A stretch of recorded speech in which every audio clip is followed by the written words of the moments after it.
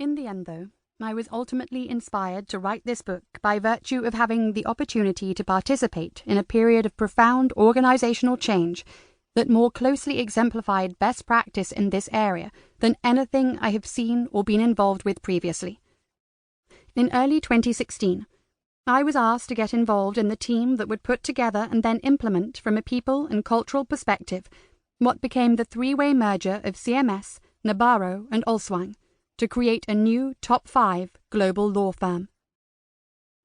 Now, report after report will tell you, almost irrespective of when you are listening to this, that right now, we have hit an all-time high for M&A activity across the globe.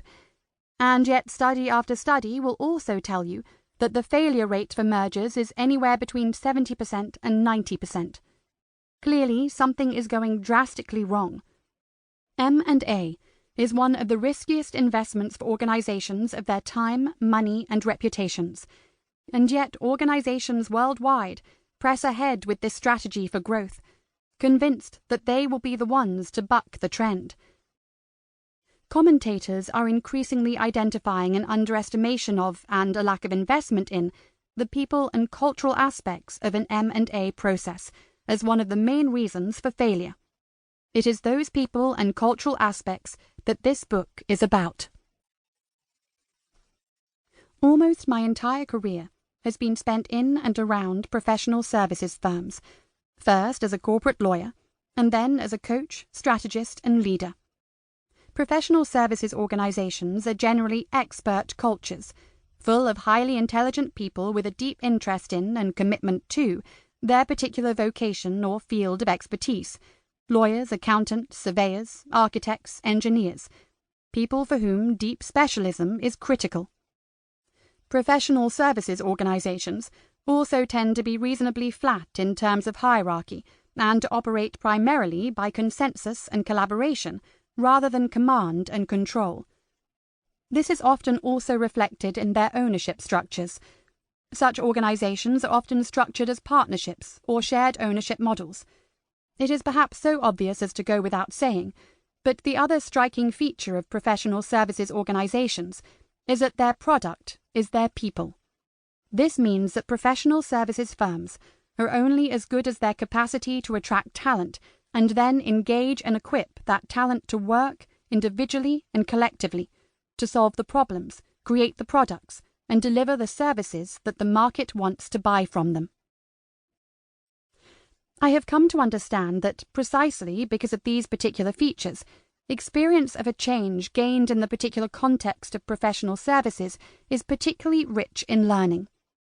If people are your product, if your entire business model depends on their being engaged, resourceful, and creative, then it is surely vital to ensure that any change process works in such a way as to, at the very least, create minimal adverse impact for them, and ideally in such a way as to actively enable them to flourish and grow. If you are operating within a flat hierarchy, with highly intelligent people, many of whom are also owners of the business, then an inclusive, nuanced, and iterative approach to change is an imperative. There is also a point about scale. Global law firms in particular, while enormous in terms of their reach and influence, are smaller in headcount terms than the global clients they serve. This makes it possible for a team involved in a change process in a law firm to both wrestle with complicated details and still zoom out far enough to get their arms around the entire big picture. This brings a unique perspective on the human aspects of merger. All of this meant that the chance to get involved in the CMS-Nabarro-Olswang merger felt like the opportunity of a lifetime in change terms. Addressing the people and cultural issues, precisely the issues which are so consistently and gravely overlooked in a larger corporate context and so poorly addressed in the current literature, was an absolute imperative in this case, and the leadership team across all 3 firms understood that intimately, right from the outset. The opportunity of a lifetime it proved to be. The new firm created by the merger is a product almost entirely of its own creation, put together under the strategic leadership and guidance of its senior management.